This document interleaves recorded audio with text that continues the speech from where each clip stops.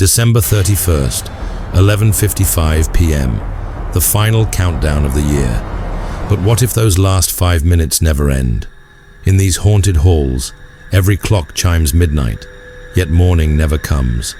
Join me as I share 3 terrifying tales of those who discovered that sometimes the new year isn't meant for everyone to see. Tonight, we explore what happens in that dark moment between one year and the next, when time itself holds its breath, and ancient things slip through the cracks. The Haunting Hour. Hi guys, I know I do some changing for myself, and for you to provide good and quality content.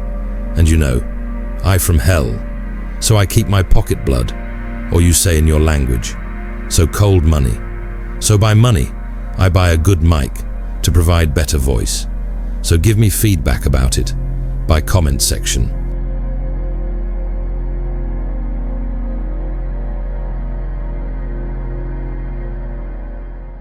Detective Claire Morgan stood in the empty penthouse of the Oakwood Tower, her flashlight beam cutting through the darkness. Even after 15 years on the force, some cases still made her skin crawl. This was one of them.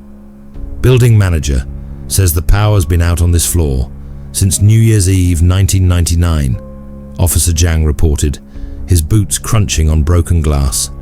No one's lived here since the Jenkins incident. Claire remembered that case. Everyone in the department did. 23 party guests vanished without a trace, leaving behind only their watches, all stopped at exactly midnight. The case had launched her career, yet remained unsolved. Now, exactly 25 years later, they were back. Anonymous tip about lights in an abandoned penthouse, about music and laughter where there shouldn't be any. The beam of her flashlight caught something glinting in the corner, a champagne glass, pristine, despite the decades of dust coating everything else. Next to it lay an invitation card, the paper crisp, as if printed yesterday. You are cordially invited to ring in the new millennium, December 31st, 1999. The 13th floor penthouse, hosted by Marcus Jenkins. Claire's radio crackled. Detective, you need to see this. Zhang's voice wavered. She found him in the master bedroom, staring at the mirror. Claire froze. In the reflection, the room wasn't abandoned. It was decorated for a party, complete with Happy New Year 2000 banners. And in the corner, a tall man in a tuxedo was writing something on the wall. That's Marcus Jenkins, Zhang whispered. Claire had studied Jenkins's file countless times. The wealthy tech entrepreneur who bought the entire 13th floor, who invited 23 guests to his millennium party, who vanished along with them. The figure in the mirror turned, and Claire's blood ran cold. His smile was too wide, his teeth too sharp. He raised a finger to his lips, then pointed to the actual wall of the bedroom. There, in fresh ink that seemed to write itself as they watched, appeared the words, "You're just in time. The party's about to begin again." The temperature plummeted.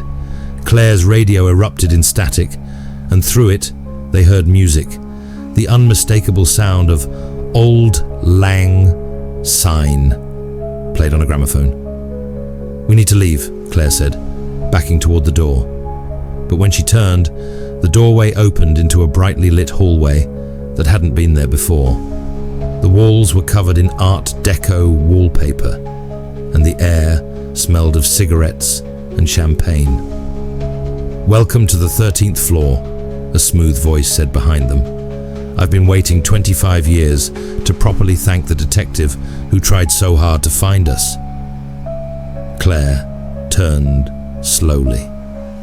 Marcus Jenkins stood there, exactly as he looked in his photographs, wearing a tuxedo with a silver pocket watch. Behind him, the room had transformed into an elegant party scene from 1999.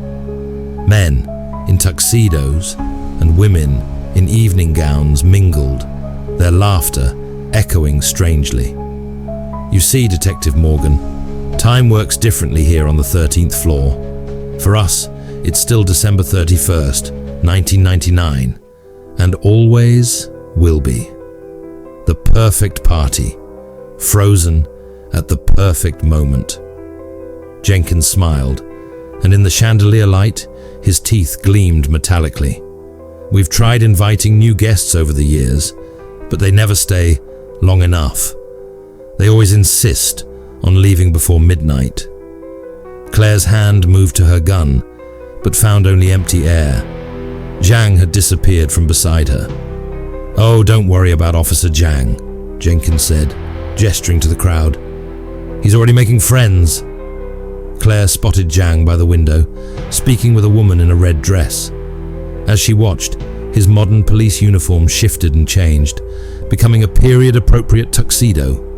He turned, and his eyes were dark and empty. "What are you?" Claire demanded. Jenkins checked his pocket watch. 11:55. Perfect timing. He handed her a champagne glass. "We are simply appreciators of a good party, Detective. Collectors of moments. And this moment, the turn of the millennium, it was too perfect to let it end."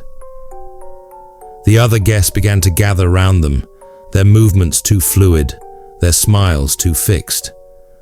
Claire noticed that their feet didn't quite touch the floor. "You see, in 5 minutes, it will be midnight on December 31st, 1999. Again, as it has been every 5 minutes for the past 25 years. Jenkins's face began to shift, becoming something older, darker. "And this time, Detective Morgan, you're going to help us celebrate properly." Claire ran for the door, but it opened into another party scene, identical to the first. Every door, every window showed the same room, the same party, stretching infinitely in all directions. "The thing about the 13th floor," Jenkins' voice echoed from everywhere and nowhere, "is that it exists in the moment, between 1 year and the next. A perfect pocket of time, endless in its possibility. And now, you're here to help us mark our silver anniversary." The guests began to count down, their voices merging into an impossible chorus. 5. Claire tried another door. Same party, same smiling faces. 4. The walls began to pulse with a dark light. 3. The guests' faces blurred, revealing something ancient beneath their human masks. 2. The floor beneath Claire's feet became transparent, showing not the 12 floors below, but an endless void filled with swirling time. 1. The lights went out. When they came back on, the 13th floor was abandoned again.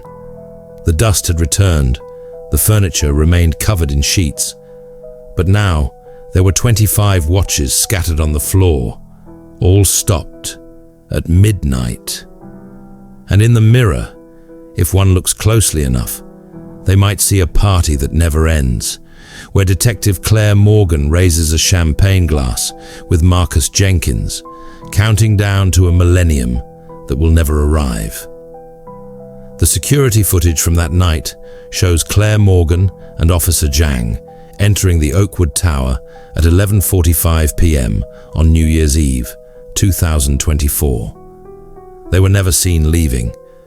But every year, on New Year's Eve, people walking past the Oakwood Tower report seeing lights on the 13th floor, hearing music and laughter, and sometimes, just sometimes, catching a glimpse of a detective raising a toast through the window, trapped in an eternal countdown to midnight. The case remains open, gathering dust in the precinct's archive. And every year, a new detective is drawn to investigate the mystery of the 13th floor, never realizing that they're reading reports written by the very people they're trying to find. Souls caught in an endless celebration of a moment that refuses to end.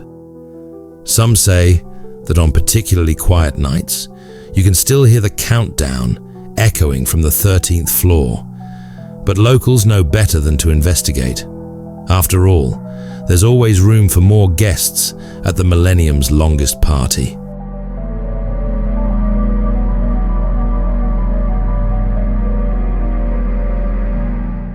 Rebecca Chen stared at her laptop screen, rereading the email for the 10th time. As a professional house flipper, she'd seen her share of desperate sellers, but this was different. A pristine Victorian mansion in San Francisco's Pacific Heights, listed at a quarter of its market value, with one condition: the sale had to close before New Year's Day. "I understand your skepticism, Ms. Chen," Harrison Wells, the estate agent, said, as they walked up the frost-covered steps 3 days later. "But the Blackwood Estate's executors are quite insistent. The house must transfer ownership by midnight on New Year's Eve." The December wind whipped around them as Harrison unlocked the ornate front door. Rebecca noticed the door knocker, an intricate bronze piece depicting Janus, the two-faced god of transitions and new beginnings. Inside, the house was immaculate. Original hardwood floors gleamed beneath crystal chandeliers. A grand staircase curved up to the second floor, its mahogany banister unmarred by time. Everything was perfect. Too perfect. "The previous owners maintained it beautifully," Harrison said, but his voice wavered slightly. "Though they never actually lived here, no one has since 1923. Rebecca frowned. "Why not?" Harrison hesitated. "There were incidents. Every New Year's Eve, someone would try to spend the night. By morning, they would be found." He cleared his throat. "Changed." "Changed how?" "The reports vary. Some were found catatonic, others raving about time moving backwards. A few simply vanished, only to reappear months later with no memory of where they'd been. The only consistent detail was that each incident occurred at midnight on New Year's Eve." Rebecca should have walked away then, but the profit potential was too tempting. She signed the papers that afternoon. The renovations went smoothly, suspiciously so. Every contractor finished ahead of schedule. Every inspection passed first try. By December 30th, Rebecca had transformed the mansion into 6 luxury apartments, each pre-leased to start January 1st. She just had to get through one night. Final walkthrough complete, Rebecca recorded into her phone at 11:30 p.m. on New Year's Eve. All units ready for tomorrow's move-ins. She decided to stay the night, partly to ensure everything was perfect, partly to prove the superstitions wrong. At 11:45, the first clock chimed. Not the antique grandfather clock in the foyer. She hadn't wound it. Yet, its deep resonance filled the house. Then, another clock joined in, and another. Soon, the air thrummed with the chimes of 100 timepieces that didn't exist. Rebecca ran to the front door. The handle turned to dust in her grip. The chiming stopped.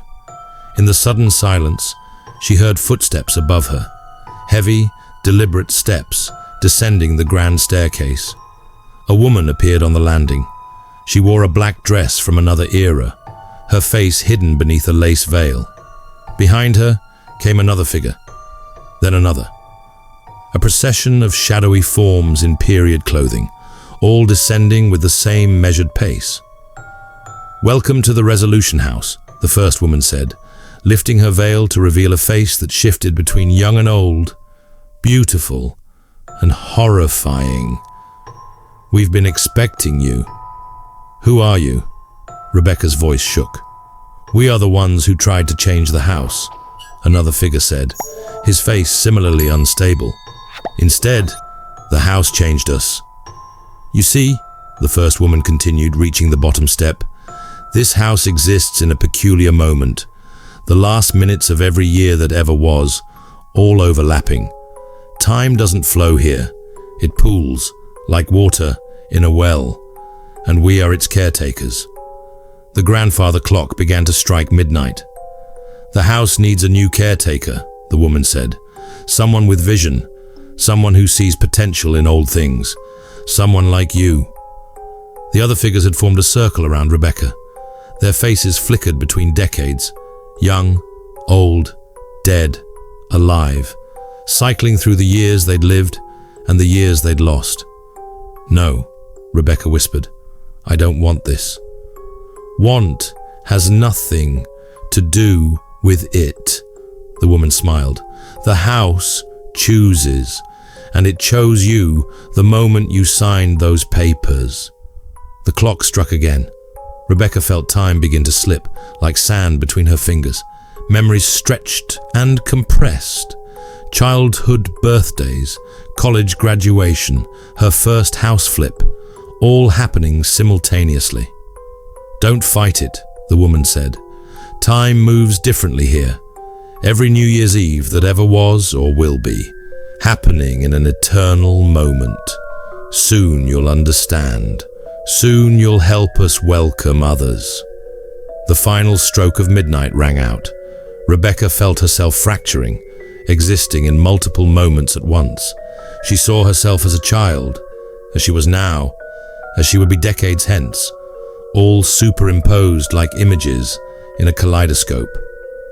When the new tenants arrived on January 1st, they found the house pristine but empty. Rebecca Chen had vanished, leaving only her phone with its final recording. All units ready for tomorrow's move-ins. But sometimes, on quiet nights, tenants report seeing a woman in modern business attire walking the halls with a group of strangely dressed figures. She carries a clipboard and seems to be conducting eternal property inspections, her face shifting between ages as she turns corners. The house remains fully occupied, its units passing from tenant to tenant. Each New Year's Eve, the building manager posts a strict notice. All residents must be out of the building from 11:45 p.m. to 12:15 a.m. No exceptions. Few question this rule. Those who do might notice that the building seems to have an impossible number of caretakers, all glimpsed briefly in mirrors or out of the corner of one's eye. Their clothing spans centuries, but they share the same restless expression, the look of people forever caught between one year and the next, conducting endless walkthroughs of a house that exists in all times and none. The Resolution House still stands in Pacific Heights, its windows gleaming, its floors immaculate. It's always accepting new tenants. The rent, is surprisingly reasonable. There's just one clause in the lease that can't be negotiated. No one stays on New Year's Eve. After all, the caretakers need time to prepare for the year to come, all the years to come. And if you walk past the house just before midnight on December 31st, you might see lights moving from room to room. You might hear the impossible chiming of phantom clocks. And if you look carefully at the top window, you might catch a glimpse of Rebecca Chen, eternally reviewing her final walkthrough, surrounded by all the other caretakers who tried to change the house, only to become part of its endless rotation through time. The property is still listed at a quarter of its market value. The sale must close before New Year's Day. Interested parties should contact Harrison Wells. Just don't ask why he never shows the property after sunset, or why his business card seems to yellow and fade, even as you watch, like something pulled from another time.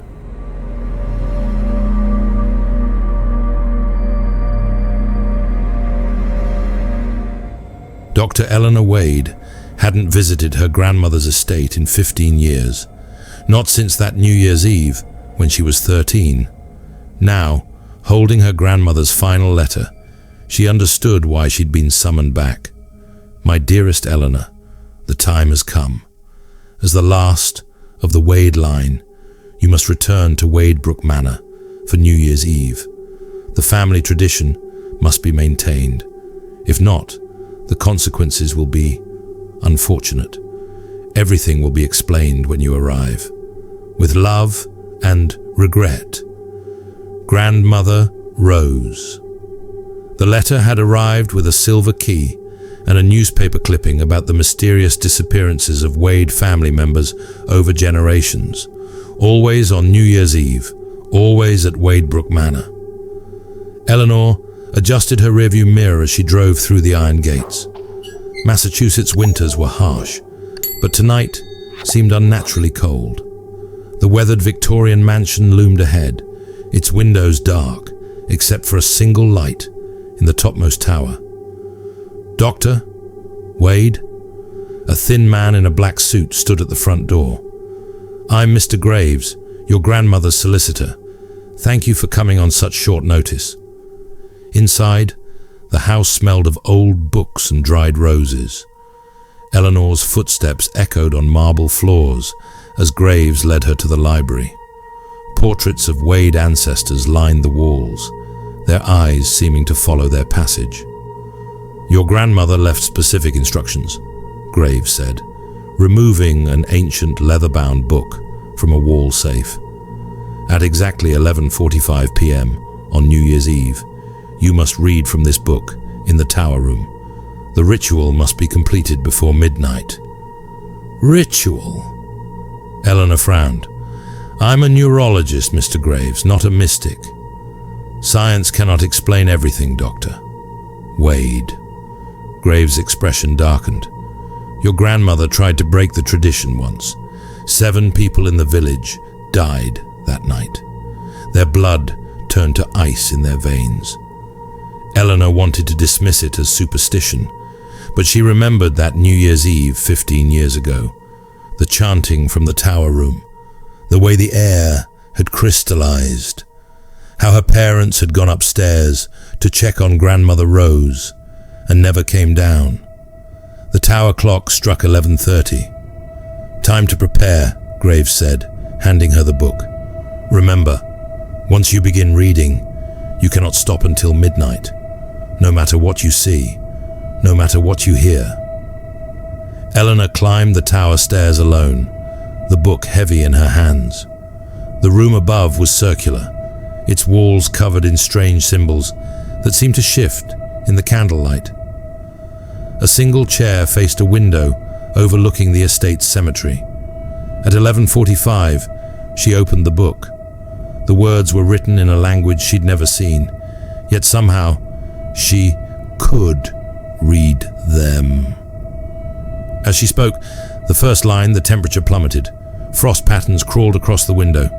Through the crystallizing glass, she saw movement in the cemetery. Dark figures were emerging from the graves. They walked with purpose toward the house, their period clothing marking them as Wade ancestors from different eras. The chant continued. Eleanor's voice grew hoarse, but she couldn't stop. The words pulled themselves from her throat. Below, the front door creaked open. Footsteps echoed through the house, rising, coming closer. At 11:55, the tower room door swung open. Eleanor wanted to turn, but her body remained fixed, the chant pouring from her lips. In the window's reflection, she saw them, generations of Wades, their faces bearing her own features, twisted by time and death. "Keep reading, Eleanor," her grandmother's voice whispered. Rose Wade stepped into view, looking exactly as she had 15 years ago. "You're doing well. The vessel must be prepared." More figures filed in, faces Eleanor recognized from portraits. Among them stood her parents, their forms translucent, their eyes hollow. The dead Wades formed a circle around her chair. "The vessel?" Eleanor managed between verses. "Every generation, one Wade must give their life force to maintain the barrier," Rose explained. "The barrier that keeps them from crossing over. They who granted our family its power and privilege centuries ago. They who wait in spaces between moments." Through the window, Eleanor saw something vast and dark moving behind the clouds. Something with too many angles, too many dimensions. "Your parents weren't suitable vessels," Rose continued. But you, with your scientific mind and Wade blood, you're perfect. Just 3 more minutes. Eleanor tried to stop reading. Her hands wouldn't release the book. The words kept coming. They hunger, Eleanor. Without a Wade soul freely given each generation, they'll take what they want. The barrier weakens at the year's turn. Someone must renew it. The tower clock began to strike midnight. The candles flared blue. Through the window, the thing in the sky grew closer, its geometries hurting Eleanor's eyes. "The choice is yours," Rose said. "Your life or every soul in 100 miles. The final words approached. Eleanor saw the truth in her grandmother's face, in the hollow eyes of her dead parents. She saw the centuries of Wades who had made the same choice. She read the last line. The clock struck 12. When the police arrived in response to reports of strange lights, they found the tower room empty, except for a book and a silver key. The portraits on the walls had a new addition: Dr. Eleanor Wade, painted in an antique style, her face bearing the same cryptic smile as all her ancestors.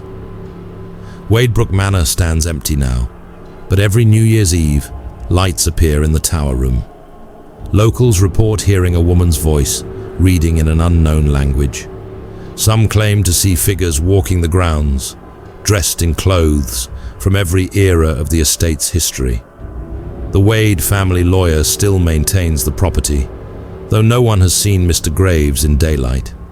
Every generation, he contacts another Wade descendant, distant cousins who never knew their connection to the estate. They receive a letter, a silver key, and a choice.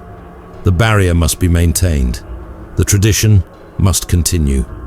And in the tower room, Dr. Eleanor Wade reads on, adding her voice to the eternal chorus of her ancestors, keeping at bay the things that wait in the spaces between years. Those interested in purchasing Wadebrook Manor should contact Mr. Graves. The price is reasonable. The deed comes with certain obligations, but the Wade family legacy must be preserved, one New Year's Eve at a time.